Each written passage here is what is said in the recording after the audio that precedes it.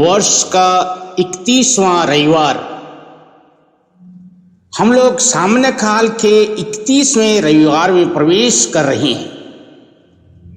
आज का पहला पाठ नबी मलाकी के ग्रंथ अध्याय 1 पद संख्या 4 से अध्याय 2 का पद संख्या 2 और 8 से 10 तक है।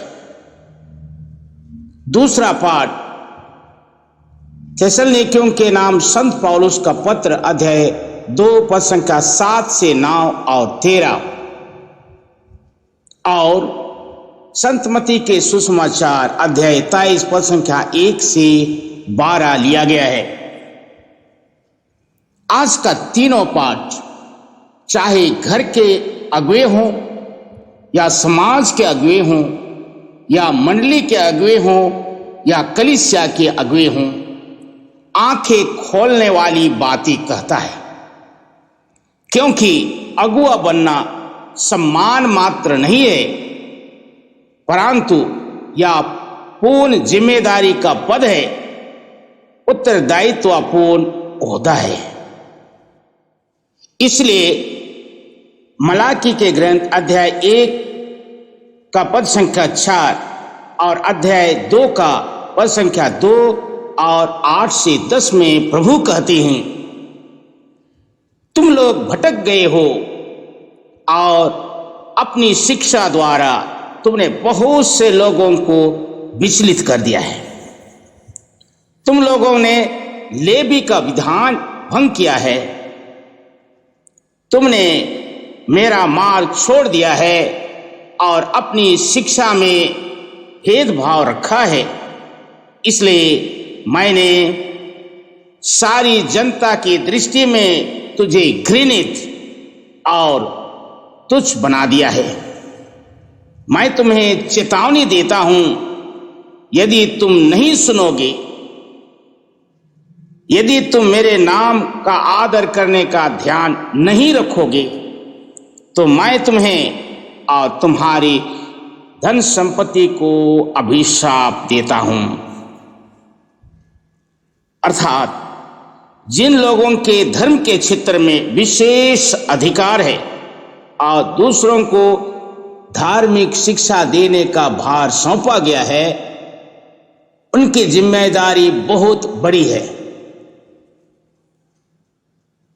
यदि वे दूसरों का मार्गदर्शन नहीं करते हैं और स्वयं अपनी शिक्षा पर नहीं चलते हैं, तो ईश्वर उन्हें कठोर दंड देगा। मलाकी का ग्रंथ स्पष्ट कर देता है कि जो कुछ धन संपत्ति तुम्हारे पास है, तुम्हारी बुद्धि और तुम्हारा हुनर सब ईश्वर के पास से आता है। संत मत्ती के सुसमाचार अध्याय 23 पद संख्या 1 से 12 में यीशु ने अपने शिष्यों से कहा, वे शास्त्रियों और फरीसियों का अनुसरण ना करें। वे मूसा की गद्दी पर बैठकर मूसा की शिक्षा को दोहराते हैं, किंतु वे स्वयं उस शिक्षा पर नहीं चलते। वे अहंकारी हैं और लोगों का सम्मान चाहते हैं। यीशु अपने शिष्यों से कहते हैं, जो तुम लोगों में से सबसे बड़ा है वह तुम्हारा सेवक बने। सच कहूं प्रियजन, तो पवित्र बाइबल का यह सुसमाचार काफी चर्चित है। यहां यीशु कहते हैं, इस धरा में पिता, आचार्य और गुरुवर ना किसी को पुकारो और ना स्वयं पुकारे जाओ, क्योंकि हमारे स्वर्गीय पिता को छोड़कर कोई पिता और ना आचार्य और ना गुरुवर है। सुसमाचार में यीशु स्पष्ट करना चाहते हैं कि दुनियाई पद की अपेक्षा व्यक्ति के मनोभाव ज्यादा अहम है। अभिवृत्ति के कारण हम गुरुवर या आचार्य या पिता कहलाना चाहते हैं। जब हम स्वयं को दूसरों के साथ तुलना करते हैं तो ऐसी अभिवृत्ति हमें अहंकार में डुबो देता है। हम उनके सामने स्वयं को श्रेष्ठ कहते हैं, अव्वल गिनने में थकते नहीं हैं। कहा जाता है बांस जितना बड़ा होता है उसके भीतर का खोखलापन उतना ही बड़ा होता है। अर्थात पिता, गुरुवर और आचार्य आदि पुकारने या पुकारे जाने के सिवाय हम में पिता का स्वभाव, गुरु का मनोभाव और आचार्य का अभिवृत्ति होना बेहद जरूरी है।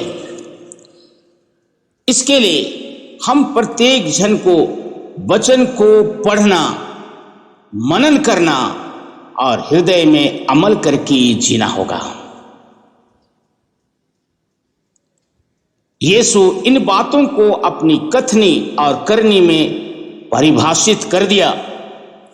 वे स्वयं संसार के राजा पिता परमेश्वर का एकमात्र पुत्र हैं, परंतु साधन गरीब परिवार में मानव रूप में जन्मा, घूम घूम कर सुसमाचार का प्रचार किया, रोगियों को चंगा किया, मुर्दों को जिलाया, अबदूतों को निकाला।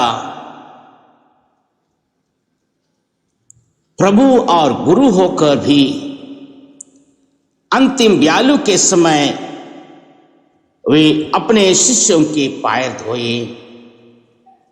शारीरिक दुर्बलता के कारण क्रूस के रास्ते में वे 3 बार गिरे।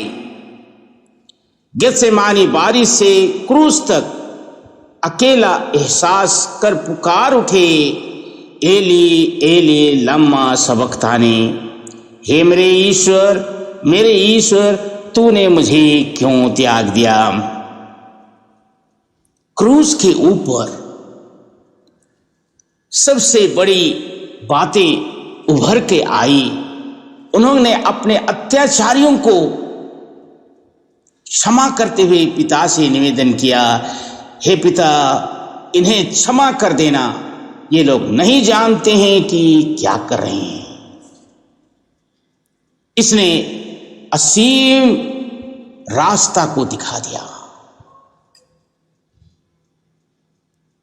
और अंत में ईश्वर की महत्तर और महिमा के लिए स्वयं को पिता के हाथों समर्पित करते हुए कहा, हे पिता मैं अपनी आत्मा को तेरे हाथों सौंप देता हूं। ये सचमुच में वचन को कर्म में, बात को व्यवहार में दिखाया, क्योंकि हमारा कर्म वचन से ज्यादा बातें करती हैं। प्रियजन, आप जहां के भी अगुवे हैं, किसी भी बात के लिए अगुवे हैं, अपने घर का, समाज का, मंडली का, कलीसिया का, यीशु ख्रीस्त हमारा मार्ग है। हम उसके अनुयायी हैं, हम उनका अनुसरण करें। हमारा पहला अगुवा यीशु ख्रीस्त है और इसलिए अपने स्वार्थ के लिए किसी प्रकार का अनावश्यक व्यवहार से दूर रहें। दुनिया चाहे तुम्हें कुछ भी बोलेगा, लेकिन तुम अडिग मन से स्थिरता पूर्वक यीशु के चुने हुए अगुवे के रूप में कार्य कीजिए। ईश्वर आपको, प्रत्येक जन को आशीष और कृपा से भरे। आप अपने कार्य में परेशान हैं, दुखित हैं, चिंतित हैं, चुनौतियों से घिरे हुए हैं, लेकिन यीशु की तरह आगे बढ़ने से कभी भी ना हिचके। आपका रास्ता पथरीली है, तो याद रखना ईश्वर ने आपके पांव को उससे भी ज्यादा मजबूत बनाया, जिसे पथरीली रास्ते में तुम जा सको।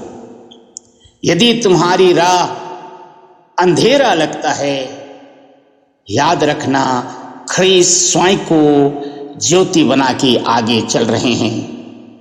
इसलिए कहा जाता है, फानुस बन के जिसकी हिफाजत हवा करे, ओसमा बुझे का जिसकी रोशन खुदा करे।